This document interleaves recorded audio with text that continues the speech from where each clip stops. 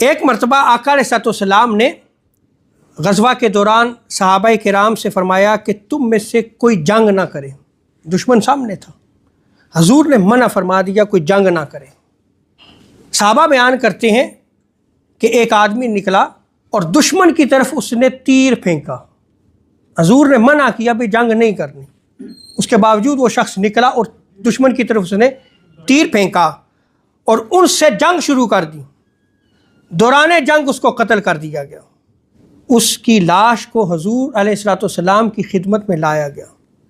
عرض کیا گیا یا رسول اللہ صلی اللہ تعالی علیہ وسلم، یہ فلاں آدمی ہے، شہید ہو گیا ہے.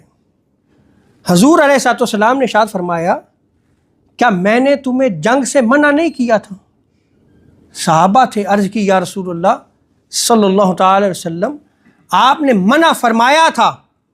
تو پھر آقا علیہ السلام نے ارشاد فرمایا کہ جنت میں کوئی نافرمان داخل نہیں ہوگا.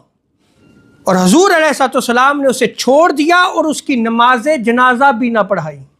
آپ غور کریں کہ ایک جنگ ہے، حضور نے منع فرما دیا اور حضور کے حکم کی خلاف ورزی کی، تو آقا علیہ السلام نے کس قدر وعید فرمائی، کس قدر ڈرایا.